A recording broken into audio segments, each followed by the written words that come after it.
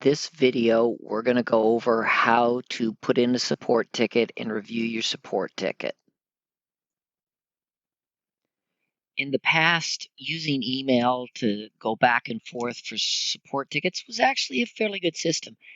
As email gets a little more complicated and spam filters and that type of stuff, it's harder to rely 100% on email. So we use kind of a hybrid system. We'll let you know the ticket's in and what we're doing with it, but you'll need to actually go in and log in and see what we said about the ticket.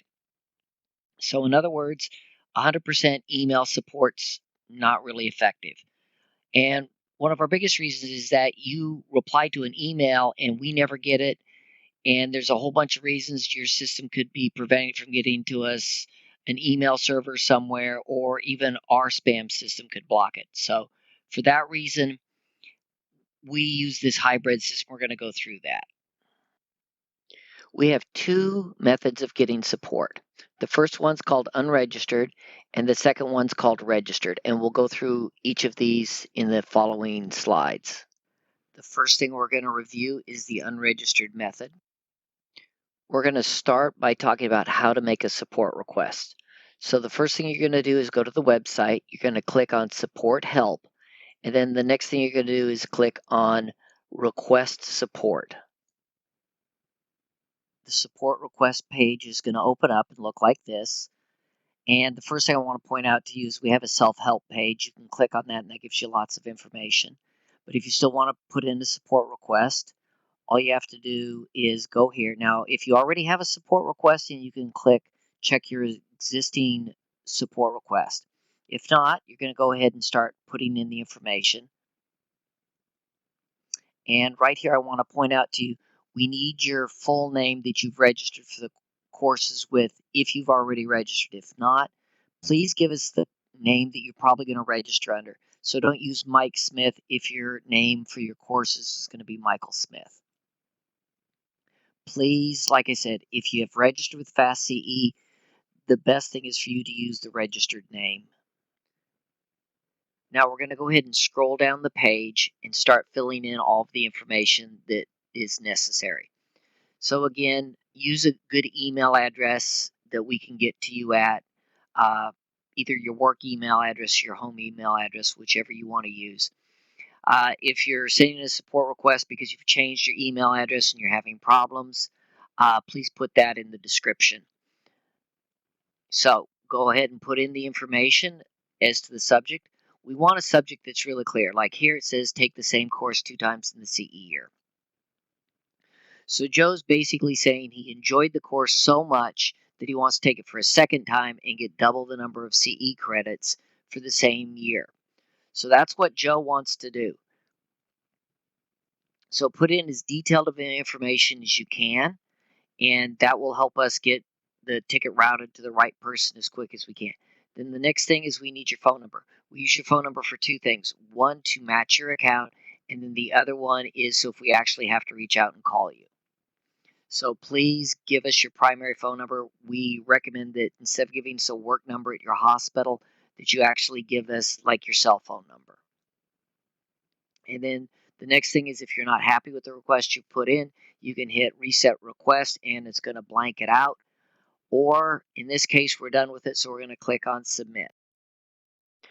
Once you've submitted your request, the program's going to show that you've successfully submitted your request. And then you're going to get an email. So the big thing is to check your spam folder because most likely our email is going to be in your spam folder. Once it's there, check it as not spam. That way you'll get more emails from us and they'll come through quickly, especially for support.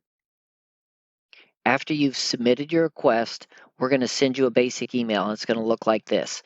And we're going to give you a ticket number so you can click on that and log in to the system to see what we've had to say. Also, remember, do not reply to our emails because we're going to auto-delete it. This is part of our spam protection that we're using. Now, after we've replied to your service request, you're going to get an email. Now, emails, again, don't always get through. So if you don't see a request for your information coming back from us through email, 1, check your spam folder. 2, you can log in and go see what it is. So in this case, we've replied back to Joe and explained what our interpretation of the ARRT regulations are and gave him a link directly to the regulations. And he always has his service ticket, so if he wants to reply back, he can reply back to us. And there's the link right there. You'll click on the link. If we have information where we can provide you a link to a resource, we'll provide you the link. The next step is we're going to show you how to log into the support ticket system and reply to your support ticket. We have several ways of logging into support so you can see your tickets. The first one is you can click check your existing requests. So what you're going to do is you're going to click on log in, and it's going to take you to a screen that looks like this, and you'll put in your username and your password. And you might have to click log in again, but that will take you all the way into the system. And if you have not registered with us, you can click register. So if you haven't registered with us, you'll get a sign up page. So you'll have to go through and fill out all of the different pieces of information on here, including your password. You have to put it in twice, and then you'll just have to click register. Once you log in, you're going to see a screen that looks like this. So right now it shows the service ticket is pending. We've got several different lists of what's going on with the service ticket, but right now it's pending. It's waiting for a response. So you can click on this little blue button, and that's going to open up a filter which will filter down to either show all of your service tickets, your unsolved tickets, your solved tickets, and your tickets that are pending. There's also a number here which shows you the number of tickets, and there's radio buttons on the right and left so you can move through your tickets. So you can also search your tickets, but please remember it is case sensitive and is generally looking in the subject, not the ticket itself, the subject, or you can search for a specific ticket number. Here's a checkbox. You can click that checkbox, and then you can click the close button, and it will close the service ticket. So that tells us that the ticket is completed and you're all happy and don't need any more support from us. So remember, if you want to open the ticket itself, you just click right there on the underlined subject of the ticket. So please remember the screen is very large on the website and we only have so much room on the video. So what we're going to show you is this right here is the basic thing that Joe sent us of what he wants to talk about.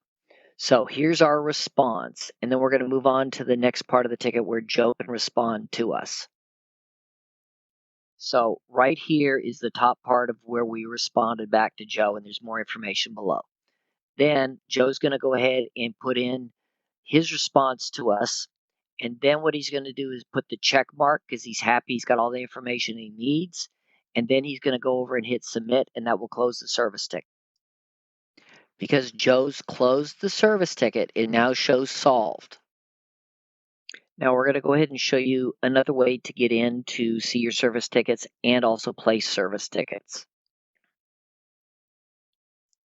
After you click login, you're going to see a screen that looks like this, and you can go ahead and put in your information. Okay, the first thing you're going to do is click on the little picture up there, and then you're going to go ahead and go to My Account. After you log in, you can click on My Tickets, and then what that's going to do is take you to what we've seen before about My Tickets, and you can just click on the subject and it'll open up your ticket and you can do whatever you need to do in there. What we're also going to show you next is that you can go to this next step and go over here to Support, and you click on Support, and then that's going to open up where you can place a support ticket. As you see, this is going to look just like how you've been putting in the support ticket before in the other sections of our software. So we're automatically going to go ahead and fill in your email address for you.